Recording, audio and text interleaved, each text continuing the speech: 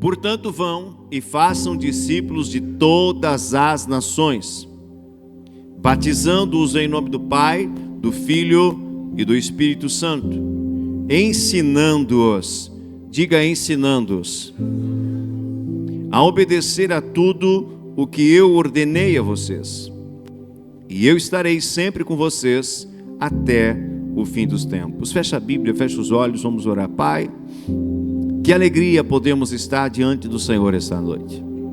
Que alegria poder estar aqui e celebrar a vida, celebrar a família, celebrar as tuas promessas, a tua misericórdia que se renova sobre nós. Obrigado. Obrigado pelo teu favor imerecido, pela tua graça. Muito obrigado. Nessa noite nós nos submetemos voluntariamente ao senhorio de Jesus Cristo e ao seu pastoreio. Leva nessa hora o nosso pensamento cativo, Senhor. Não nos permita cair em sonolência, distração, em conflitos na nossa mente, mas que a gente possa estar ligado àquilo que o Senhor quer falar. Pois a tua palavra, ela é lâmpada para os nossos pés e ilumina o nosso caminho. Tua palavra é vida, é cura, tua palavra é verdade.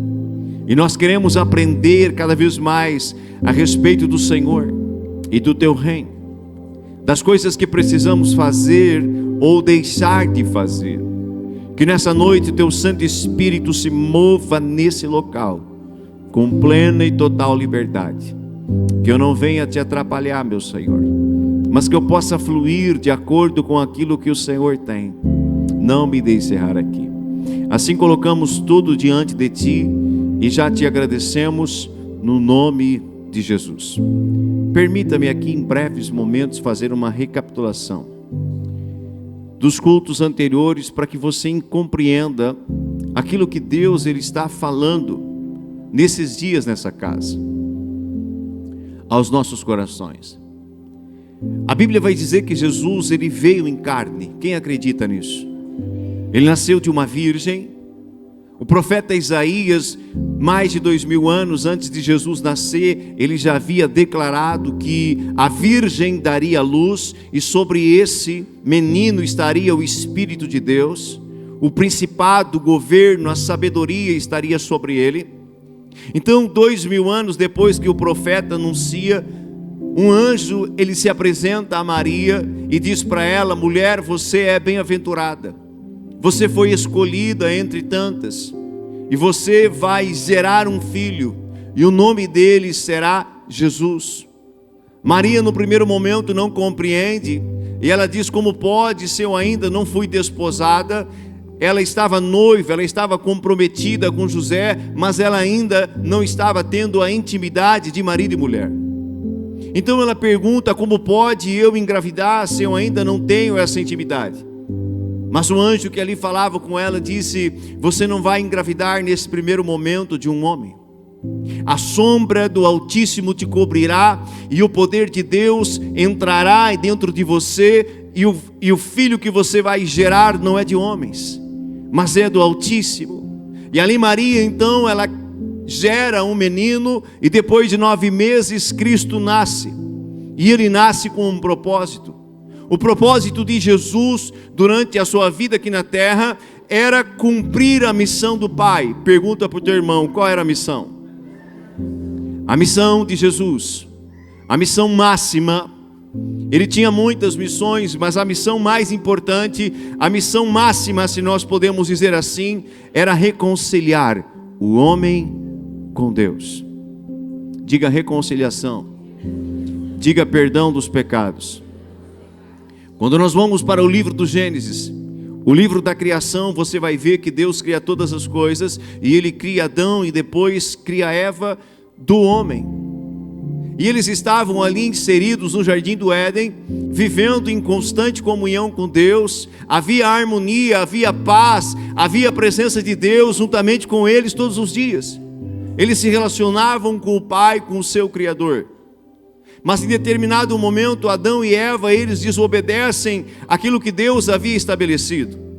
O Senhor disse: vocês podereis comer livremente de todas as árvores do jardim, porém não comam da árvore do conhecimento do bem e do mal, porque certamente o dia que comeres desta árvore, deste fruto, vocês morrerão.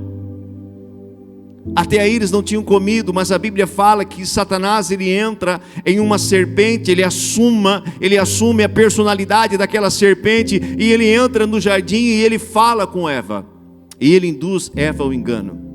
E Eva então desobedece aquele mandamento de Deus, aquele princípio de Deus, e ela come. E se não bastasse, ela também dá para o seu marido, e naquele momento houve a rebelião do homem contra Deus. O pecado entrou no mundo, fruto da desobediência de Adão e Eva. E todos nós já nascemos debaixo desta sentença, desta condenação. Toda a humanidade está debaixo dessa sentença logo que nasce. Olha para mim. Você não escolheu, eu não escolhi. Nós não escolhemos isso, mas nós já nascemos debaixo desta condenação. Nascemos debaixo dessa sentença de morte. O homem já nasce debaixo de uma sentença. Diga, eu nasci debaixo de uma sentença. Mas aprove ao Senhor. Deus não foi pego de surpresa. Deus, ele já tinha tudo no controle. Deus sempre tem todas as coisas no seu controle. Então, queridos, Deus, ele já sabia que tudo aquilo ia acontecer e ele tinha um plano. Todos os dias Deus descia para ter comunhão com os seus filhos, se relacionar com eles. Mas em determinado dia o Senhor, ele vem.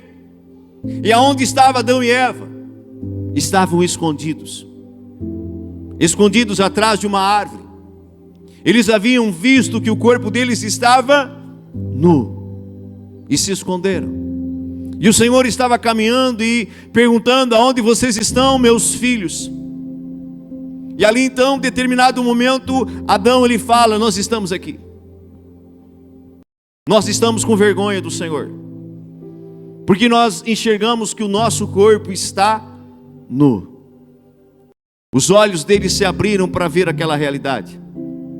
Mas eu te pergunto, eles não estavam nus antes de pecar? Estavam. Mas naquele momento antes deles pecar, a glória de Deus envolvia eles. O corpo deles havia uma luz, havia uma glória, e eles não conseguiam enxergar a sua nudez, a sua vergonha. E o Senhor, no primeiro momento, de uma forma profética, ele vai tirar a vergonha de Adão e Eva.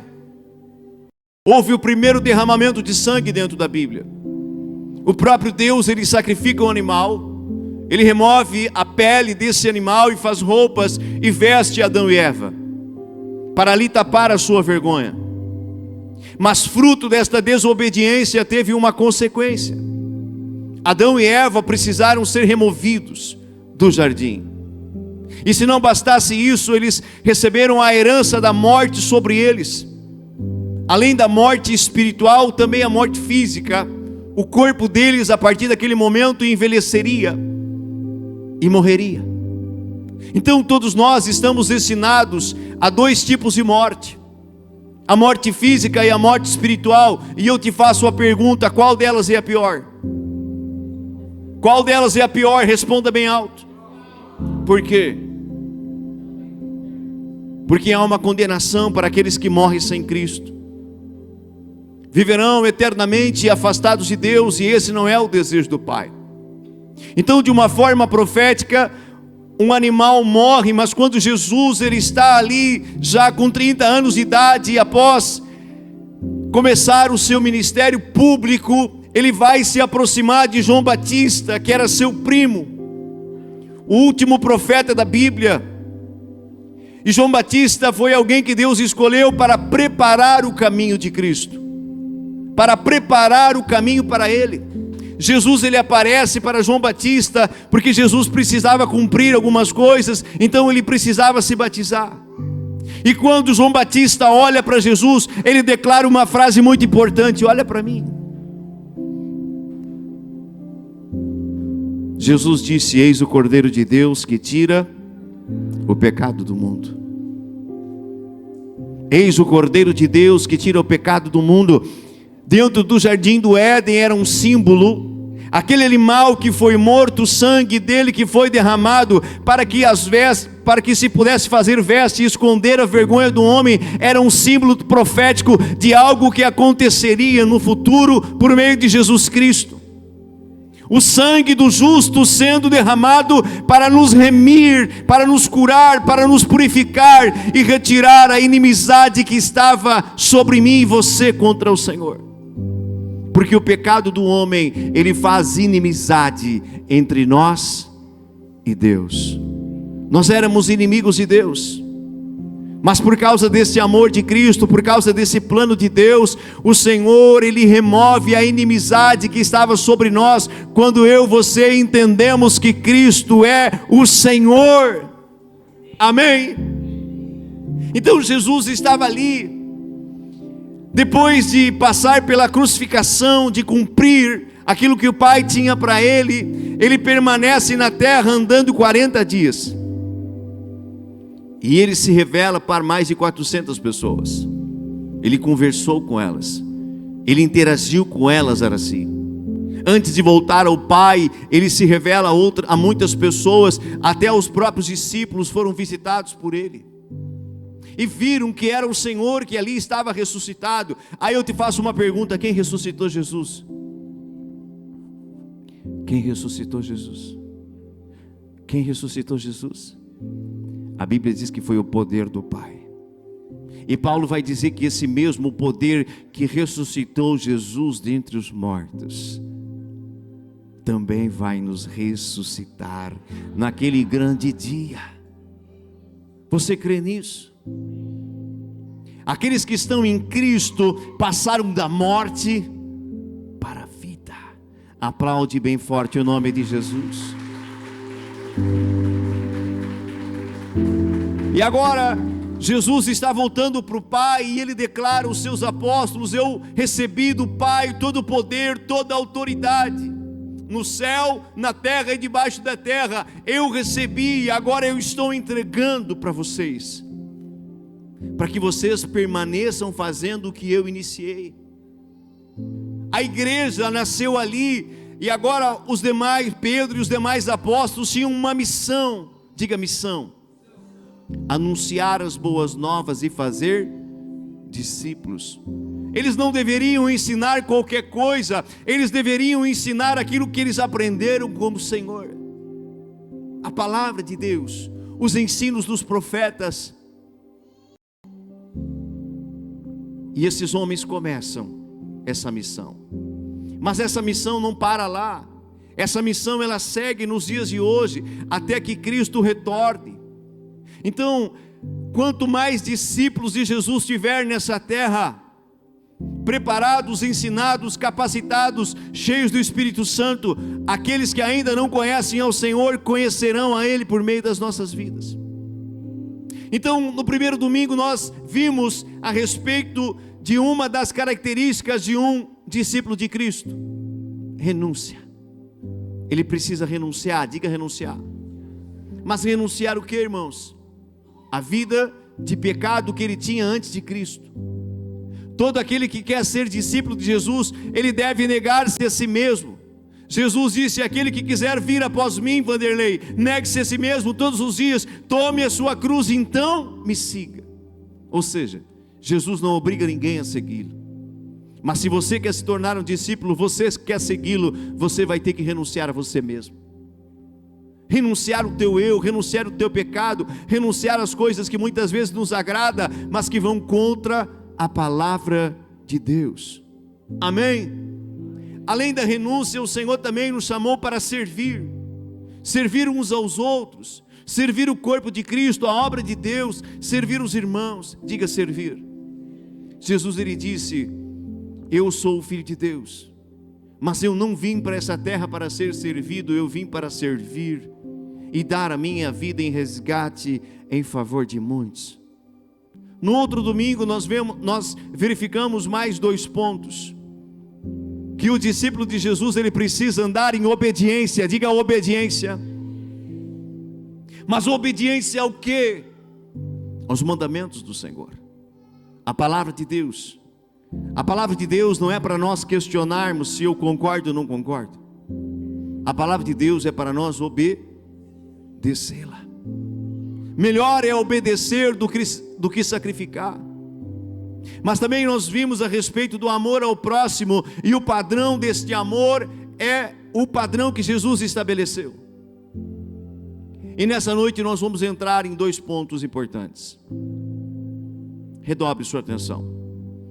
Hoje nós vamos explorar que, além desses pontos que nós já vimos, Deus espera de um discípulo que ele venha dar frutos. Olhe para o irmão do teu lado e diga assim: Deus quer que você dê frutos. Eu quero fazer a leitura do Evangelho de João, capítulo 15, versículo 4 ao 5, que diz assim: permaneçam em mim. Preste atenção nos detalhes para você não perder. Permaneçam, diga em mim. Diga em mim. Mais uma vez e mais forte, diga em mim. Permaneçam em mim, e eu permanecerei em vocês. Como um ramo não pode dar fruto por si mesmo, se não permanecer na videira, assim vocês não podem dar fruto, se não permanecerem em mim. Eu sou a videira, e vocês os ramos. Se alguém permanecer em mim, e eu permanecer nele, esse dará muito fruto. Pois sem mim vocês não podem fazer nada. Versículo 8: o meu Pai é glorificado pelo fato de vocês darem muito fruto, e assim serão meus discípulos. Bata no teu peito e diga: Deus me chamou para dar frutos. Deus nos chamou como discípulos também, além de todos esses pontos, para darmos frutos. E os frutos que Deus espera que a gente venha produzir, somente podem ser gerados se nós estivermos conectados na videira. Não tem como dar os frutos que Deus deseja se nós não estivermos conectados nele. Jesus foi claro: eu sou a videira, vocês são os ramos, e sem mim nada podeis fazer. Se vocês não estiverem conectados em mim e eu em vocês, vocês não vão conseguir dar frutos. E Deus espera que eu e você venhamos dar frutos.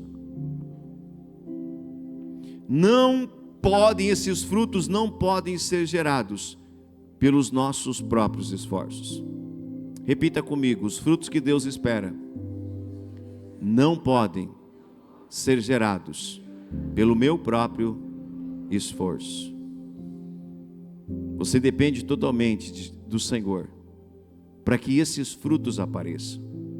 Não é pelas tuas qualidades, não é pela tua sabedoria, não é pelo teu trabalho, não é pela tua capacidade intelectual. Não. Esse nível de fruto que o Senhor Ele quer encontrar nas nossas vidas só pode ser produzido se eu estiver com Cristo e Cristo estiver comigo. Mas que frutos são esses? Quais seriam esses frutos que o Senhor Ele espera que nós venhamos produzir? É a manifestação do caráter de Cristo. Diga: caráter de Cristo. Quando nós pecamos, irmãos, e comemos da árvore do bem, do conhecimento do bem e do mal, algo entrou dentro de nós: a maldade. O homem se tornou mau. E você já vê isso logo que Adão e Eva saíram do Éden e ali tiveram filhos. Nós vamos ver a maldade se manifestando. A Bíblia vai dizer que os filhos de Adão foram sacrificar a Deus, e Deus recebeu a oferta de um e de outro não porque Deus Ele queria a gordura dos animais e Deus não queria o melhor do cultivo da terra.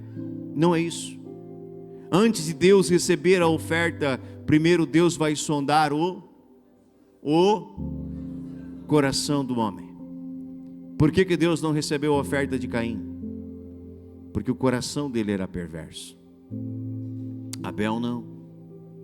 Abel estava ainda com o coração correto diante de Deus. Estava procurando andar com Deus. Estava procurando agradar o seu Senhor. Caim, ele vai matar Abel. Então você vê que a maldade, ela está dentro de nós. E a única forma de nós começarmos a reverter esse quadro é quando nós nos submetemos ao Senhor e Ele começa a fazer morada em nós. Essa maldade, ela vai sendo eliminada, não completamente, mas você vai aprendendo a controlá-la. Você vai mudando, porque Cristo está dentro de você. E quando Cristo está dentro de nós, a primeira coisa que começa a mudar na nossa vida é o nosso caráter. Diga caráter. As Escrituras vão dizer: aquele que mentia, não mente mais; o que furtava, não furte mais; o que roubava, não roube mais; o que adulterava, não adultere mais, e assim por diante. Mas como que nós conseguimos não fazer mais esse tipo de coisa? Quando nós estamos conectados com o Senhor, a videira verdadeira, e Ele agora está habitando dentro de nós e está nos ajudando a ter essa transformação. Não existe transformação no homem sozinho. Nós não seremos transformados à imagem do Senhor se nós não estivermos com Ele e Ele não estiver conosco. É somente por meio do Espírito Santo que eu e você somos convencidos do pecado, do juízo e da justiça de Deus. É por isso que Jesus disse: eu preciso ir, eu preciso voltar ao Pai, porque se eu não voltar, não virá o Espírito Santo. E Ele vai vos convencer, Ele vai vos ajudar, Ele vai vos fazer lembrar de tudo aquilo que eu vos tenho ensinado. Deus nos escolheu para ser morada. Diga morada. Moradas de Deus. Paulo vai dizer que nós somos casas espirituais do Senhor, aonde o Espírito Santo de Deus quer habitar. E quando o Espírito Santo, ele habita dentro de nós, querido, as mudanças começam a acontecer, ou seja, os frutos começam a se manifestar. Tem frutos aí? Tem frutos aí? É necessário que o mundo, é necessário que a tua família, é necessário que você mesmo se olhe e diga: há frutos na minha vida. A tua família tem que ver, quando você tem uma aliança com Cristo, ela tem que ver a mudança na tua vida. Essa mudança, ela vai se manifestar, não tem como não se manifestar. Ela começa a se manifestar, porque você não está mais vivendo sozinho. O Senhor está dentro de você, Ele está te ajudando, Ele está ali contigo, para trazer à existência esses frutos. E Paulo vai escrever a respeito dos frutos do Espírito, no livro de Gálatas. E dentre eles está o amor, a alegria, a paciência, a bondade, a fidelidade, a mansidão, o domínio próprio. Quantos de nós aqui, antes de Cristo fazer morada, de nós nos entregarmos a Ele, éramos pessoas gritonas e brabas? Quem era? Levante a mão. Hoje já estamos melhores, não é verdade? Já estamos conseguindo a nos dominar a nós mesmos. Domínio próprio. Domínio próprio. Aquelas palavras que nós falávamos outrora, já não falamos mais. Como que nós conseguimos isso? Por meio do Espírito morando dentro de nós. É Ele que está nos auxiliando, é Ele que está nos transformando de glória em glória, é Ele que está ali nos auxiliando, fazendo cada um de nós mais semelhante ao Senhor.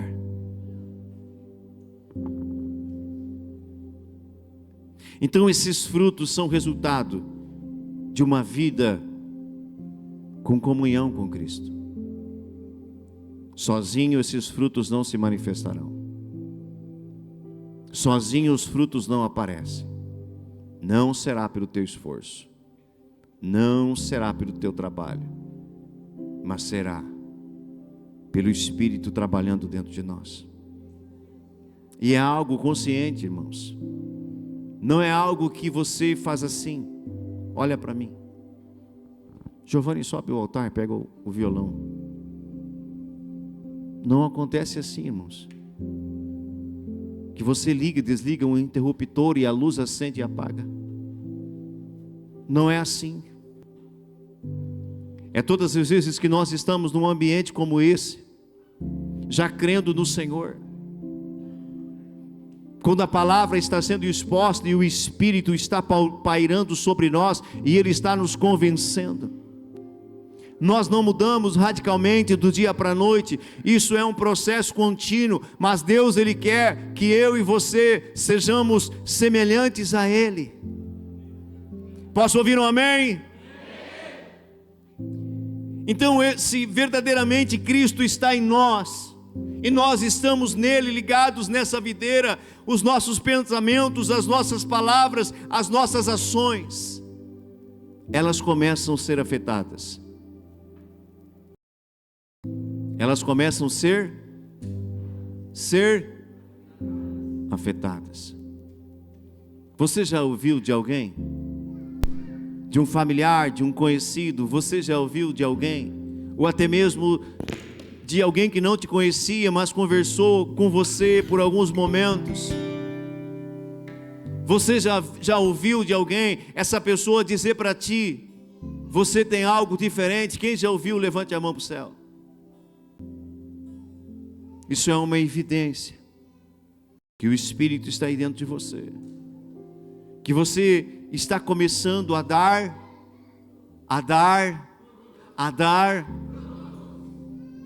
frutos para Deus. E quando nós estamos dando frutos, nós estamos sendo discípulo do Senhor. Te coloque de pé um pouquinho essa noite. Dargastorico piaste que me andagantio de daranto tioste que amando. Nós vamos adorar 2 minutos ao Senhor, porque Ele é digno de honra, Ele é digno de glória, Ele é digno de louvor. Pode deixar ligada a mesma luz, não apague. De tudo, Ria sob amante fanto. Tu és digno de tudo, meu Pai. Tudo vem dele, tudo é para ti. Tu é a glória. Abba, tu és digno de tudo, Paizinho amado meu, tu és digno de tudo. Sem ti não somos nada, tudo vem de ti, tudo é para ti. Tu é a glória. Papai, te exaltamos,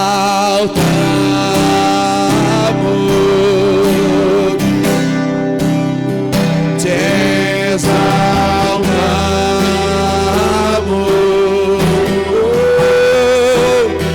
te exaltamos,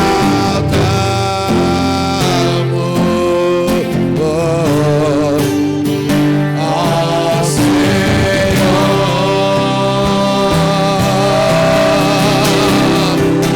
e te exaltamos, Paizinho, te exaltamos,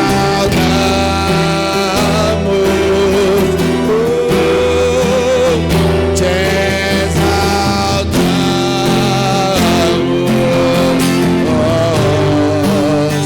ó Senhor, digno Ele é, e Tu és digno de tudo. Sim, Ele é, Tu Tu és digno de tudo.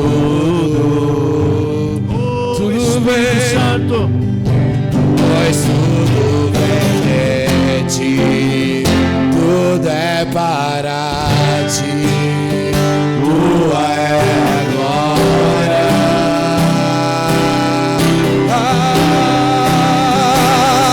E é Ele, por Ele que eu estou gastando a minha vida, perdendo tudo por amor e com alegria, dono dos meus dias. E é Ele, por Ele que eu estou gastando a minha vida, perdendo tudo por amor e com alegria, dono dos meus dias. E Ele virá buscar os seus discípulos, poderão em poder. Ele virá, e o governo está nele. Vejam, Ele traz consigo a sua recompensa. Ele virá, se Ele vem, soberano em poder. Ele virá, e o governo está nele. Vejam, Ele traz consigo a sua recompensa. sente novamente. Quando produzimos frutos, estamos glorificando a Deus. Quando produzimos frutos, estamos glorificando a Deus.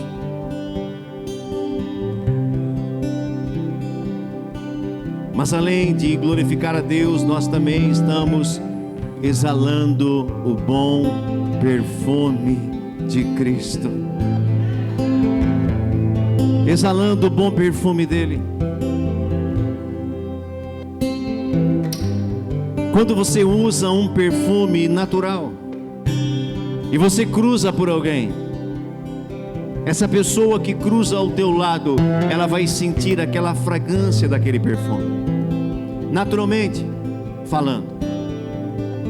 E se ela conhece o perfume, ela vai entender: esse perfume é o perfume tal, da Natura, do Boticário, do Avon.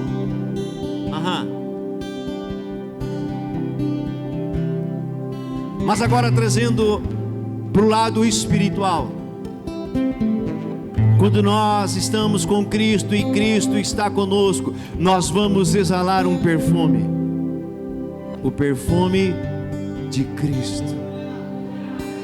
Uau!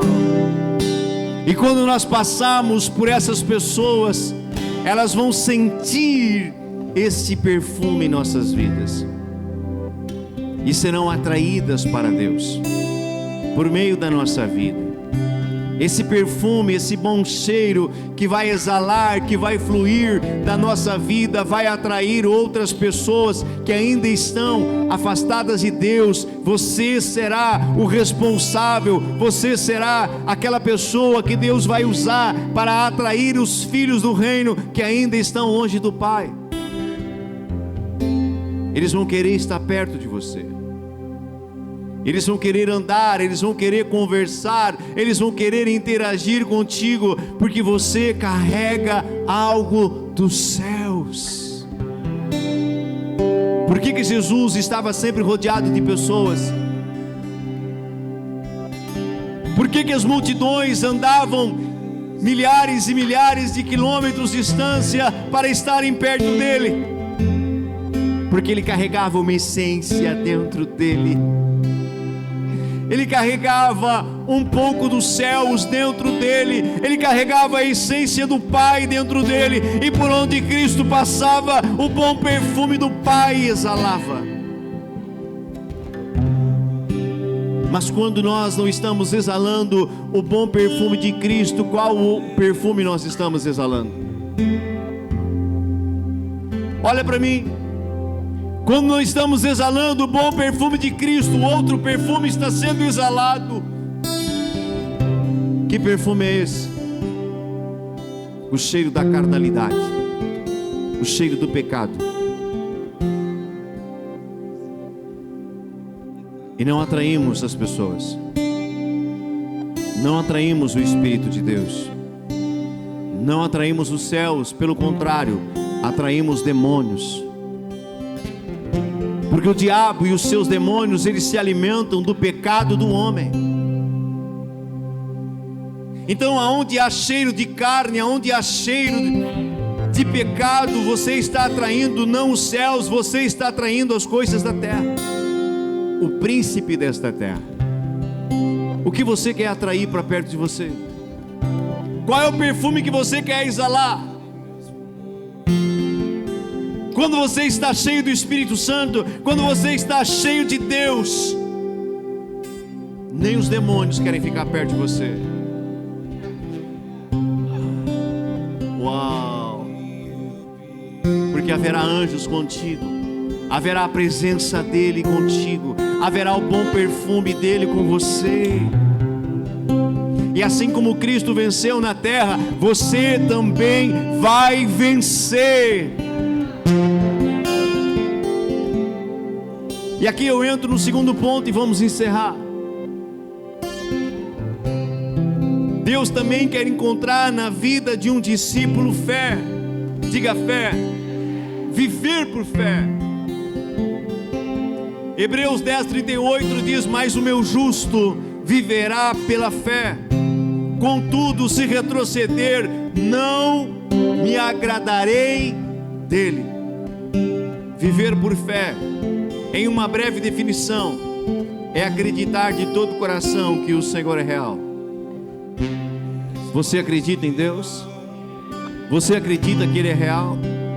Você já ouviu alguma vez? Eu ainda não vi, mas pela fé eu creio que Ele existe, e é galardoador, recompensador, abençoador daqueles que estão buscando a Ele. Eu não preciso vê-lo, eu preciso crer na sua existência e nas suas promessas. Ei, que amado Ramaia sou. Uau! A glória de Deus está enchendo esta casa. E quando eu acredito no Senhor de todo o meu coração que Ele é real, eu consigo depositar em Deus, nas suas mãos, a minha vida e tudo o que eu tenho, com plena confiança de que Ele está cuidando de mim.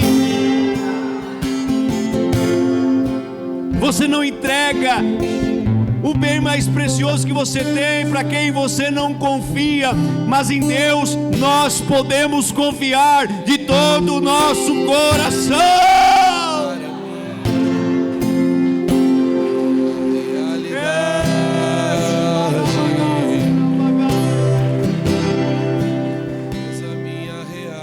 Abraão, por que Abraão foi considerado o pai da fé? Porque ele creu de todo o coração no Senhor. Ele creu em Deus e depositou total confiança em Deus, mesmo diante do desconhecido e do impossível. Por que do desconhecido? Porque o Senhor disse para Abraão: sai da tua casa, do meio do teu povo, da tua parentela, e vai para um lugar que eu vou te mostrar. Desconhecido. Ele não sabia o que ia acontecer amanhã, pastor Ricardo. Não tinha um trabalho para ele lá, não tinha uma empresa, não tinha algo lá esperando ele. Ele precisou confiar completamente no Senhor, e Deus honrou Abraão. Por onde ele andou, Deus estava com ele.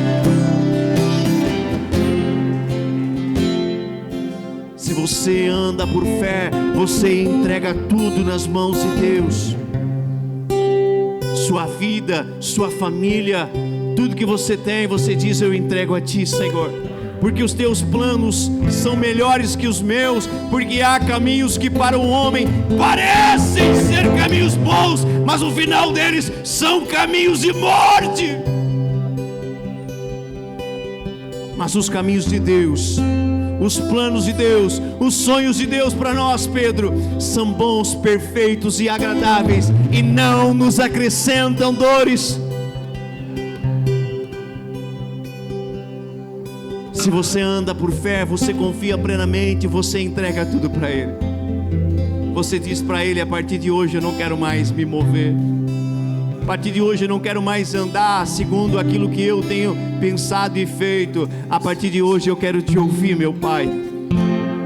A partir de hoje eu quero me conectar mais ainda contigo. A partir de hoje eu quero andar pela Tua palavra, pelos Teus ensinos. A partir de hoje verdadeiramente eu quero ser Teu discípulo. Eu quero seguir os Teus passos. Eu quero seguir o Teu caminho.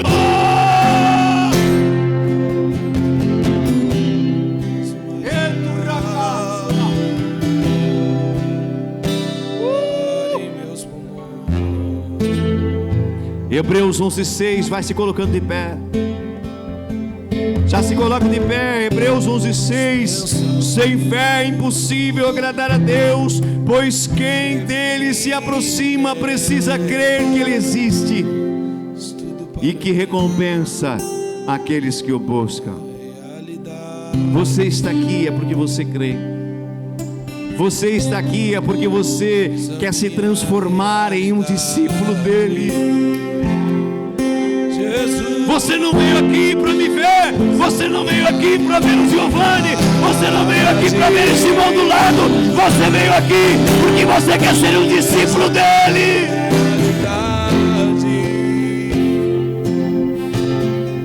Ah, meu irmão, discípulos de Cristo, eu pertenço a Ti. Vamos adorar a Ele um pouquinho. Ribagamandeia surobosai.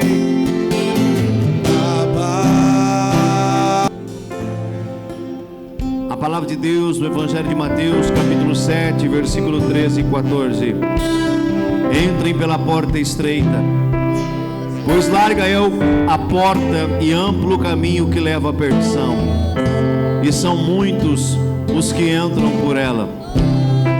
Mas estreita é a porta e apertado é o caminho que leva à vida, e são poucos os que a encontram. O verdadeiro discípulo de Jesus, ele não anda no caminho largo, ele não anda nesse caminho que conduz à morte e à perdição. Ele anda no caminho estreito, pois esse é o caminho da vida. O verdadeiro discípulo de Jesus, ele não está ali fazendo todas as coisas, concordando com tudo, não. Ele é seleto. Ele é seleto nas suas amizades. Ele é seleto nas coisas que ele faz. Ele se vigia, ele se policia, porque ele sabe que ele precisa acessar esse caminho estreito, e haverá coisas que ele precisa abandonar para que ele se mantenha nesse caminho estreito e receba essa vida. Que eu e você possamos ser verdadeiros discípulos de Jesus.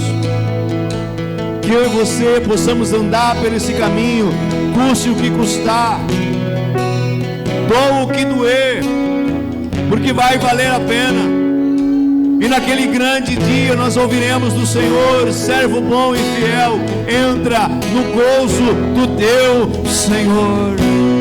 Erebagamandaragassu lugar